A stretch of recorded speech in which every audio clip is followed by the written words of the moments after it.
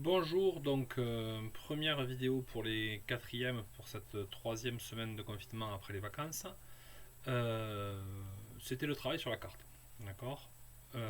Entre la carte et l'activité, il va falloir réussir à jongler. Donc je vais vous ouvrir et l'activité et la carte au fur et à mesure. Donc dans un premier temps, si on prend l'activité, dans un premier temps, vous compléterez la carte au crayon. Après la remédiation, on mettra les couleurs. Partie 1, consigne. Sur la carte, on travaillera dans un premier temps sur les séismes, pages 48 et 49 du livre. Alors attention, il y avait le petit problème que la page 48 et 49 du livre, à cause des couvertures sur le lecteur d'internet, c'était les pages 52 et 53 du lecteur. Mais ça, je pense que vous avez dû trouver. Localisé par des étoiles pour l'instant au crayon à papier, les séismes continentaux sur votre carte.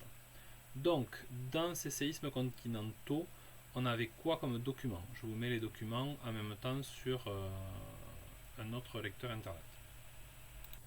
Donc, je suis sur ma page 52-53 de la liseuse, donc 48-49 du livre, et je vais pouvoir zoomer sur cette petite carte. Et sur cette petite carte, je remarque qu'il y a des séismes, donc des tremblements de terre dans les océans, à des endroits bien précis, mais aussi sur les continents. Le but de l'activité dans un premier temps, c'est de relever les séismes continentaux. Donc sur ma carte, je vais faire l'aller-retour entre la carte vierge et la carte du livre, et je vais venir rajouter, on vous dit par des triangles rouges, l'ensemble des séismes continentaux. Donc des séismes continentaux, si je fais bien attention, d'accord, j'en retrouve à différents endroits. J'en retrouve, alors si on prend par chez nous dans l'Espagne, entre l'Espagne et la France dans les Pyrénées, j'en retrouve aussi dans les Alpes, mais je vais en retrouver après pendant toute la Turquie, dans le Moyen-Orient, au niveau de la chaîne de l'Himalaya, on en a en Indonésie, on en a quelques-uns au Japon, on en a tout du long de la cordillère des Andes. Donc les séismes continentaux, c'est les points rouges, les étoiles rouges que je viens de mettre. Ok. On continue notre travail en repérant cette fois les séismes océaniques. Et oui, effectivement, il y a aussi des séismes océaniques. On vous en parlait un petit peu dans le C'est pas sorcier, des séismes notamment dans la mer de Marmara. Et on va venir regarder tous ces séismes qui sont océaniques. Et vous voyez qu'il y a des grandes lignes de séismes océaniques qui parcourent nos océans. Donc ici dans l'océan Pacifique, ici dans l'océan Arctique, puis dans l'océan Indien, d'accord. Et enfin, au beau milieu de l'océan Atlantique, il y a une grande ligne de séisme qui court sur le fond de l'océan. Donc, sur ma carte, en rouge, je vais venir déposer des rectangles ou des carrés rouges. Alors, je ne vais pas en faire partout, j'en fais quelques-uns dans les endroits que j'ai pu facilement repérer. On a sur cette ligne au milieu de l'Atlantique, vous voyez que la ligne est en pointillé. On avait cette ligne au milieu de l'océan Indien. De nouveau la ligne au milieu de l'océan Pacifique. Si je le fais là, je ne suis pas obligé de le faire là, vu que c'est une carte et que les deux côtés, d'accord, ça et ça, c'est la même zone. Je vous rappelle que la Terre est sphérique. Et vous avez du coup sur votre carte localisé les séismes continentaux, étoile rouge, et les séismes océaniques, carré rouge. Ok. Je passe juste du coup sur la suite de l'activité pour voir où on en est. Localiser avec les étoiles rouges, localiser avec les carrés rouges, ça c'est fait. Réaliser une phrase permettant de nommer les structures géographiques associées au séisme. Donc les structures géographiques, c'est les grands ensembles géographiques que vous avez donc découvert en géographie. Donc les grands ensembles géographiques, vous le voyez venir gros comme une maison. Là on a parlé des Pyrénées, là on a parlé des Alpes, de l'Himalaya, là on parle de l'océan et de ce qu'il y a au fond. Là on parle de l'Amérique du Nord et de la montagne des rocheuses qui sont sur le côté, là de la cordillère des Andes. Donc effectivement, sur les continents, les séismes sont localisés à proximité des grandes chaînes de montagnes. C'est ce qu'on vous disait dans les mots croisés, à proximité des massifs. Pour les océans, c'est un petit peu plus surprenant, pour la bonne et simple raison que pour les océans, vous n'avez pas encore vu le nom de ce qu'il y a en géographie océanique.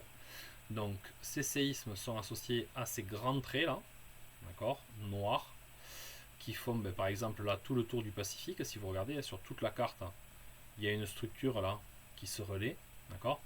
Ces structures qui se relaient et qui sont en noir sur la carte, c'est écrit, ce sont des fosses océaniques, d'accord. Les fosses océaniques, ce sont des endroits où le fond de l'océan, vous savez qu'au fond de l'océan il y a du sol océanique, en dessous de l'eau, mais c'est des endroits où le sol de l'océan est beaucoup plus profond. Ok. Et vous remarquez aussi que là, sur les séismes océaniques, l'autre zone de répartition des séismes océaniques, ça va être sur cette ligne de pointillés. Et sur cette ligne de pointillés, vous pouviez le trouver dans le livre, sur cette ligne de pointillés, on l'a là, c'est ce qu'on appelle une dorsale océanique. Et sur le schéma du livre, sur cette dorsale océanique, vous voyez que cette dorsale, au contraire, ce n'est pas un point où le relief va être négatif au fond de l'océan, mais ça va être une zone où le relief va être positif. En fait, comme si vous aviez une chaîne de montagnes sous-marines au fond de l'océan. Et on a fait la localisation des séismes océaniques et des séismes continentaux. Je continue maintenant pour les, comme c'est demandé dans l'activité, je continue du coup pour les volcans. On fera les questions ensuite. Vous pouvez passer à la consigne 2 à partir du moment où vous arrivez ici. Hop, donc consigne 2.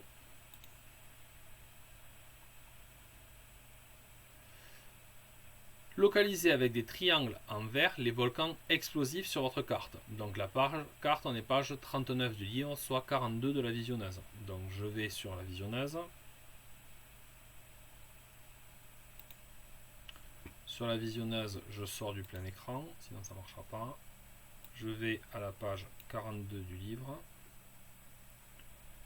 Donc c'est là, regardez, si je tape 42, le problème il est là, c'est que c'est pas la bonne page. D'accord. Donc dans l'activité, on vous dit page 42 du site, page 39. Je suis page 42 du site et c'est bien la page 39 que je regarde. Donc là, on est tout bon. Première question, du coup, c'était localisé par des triangles verts les volcans explosifs sur votre carte. Donc vous voyez que là, on ne parle pas de continentaux ou d'océaniques, on parle de explosifs. On verra ensuite ce que c'est qu'un volcan explosif. Donc, où sont les volcans explosifs sur notre carte? Ben regardez, c'est assez simple. Vous avez une carte des volcans explosifs partout dans le monde. Et on remarque que ces volcans explosifs sont localisés au niveau des grandes chaînes de montagnes. Là, la cordillère des Andes. Là, les Rocheuses américaines. Là, au niveau des fosses océaniques. D'accord?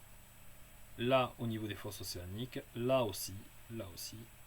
Et qu'en fait, ben, une très grande partie de ces volcans explosifs sont situés autour du Pacifique. Si vous regardez, ça fait toute une ligne autour du Pacifique. D'accord. Il y en a aussi quelques-uns dans la fosse au niveau des Philippines. D'accord. Il y en a dans la fosse autour des Antilles. Et quelques-uns, après, perdus, là au niveau de l'Afrique, au niveau de l'Italie, au milieu de l'océan Atlantique. Donc il y en a essentiellement sur les fosses et les chaînes de montagne, sauf quelques exceptions. D'accord. Donc je repasse sur ma carte. Sur ma carte, je vais donc pouvoir rajouter en vert les volcans explosifs.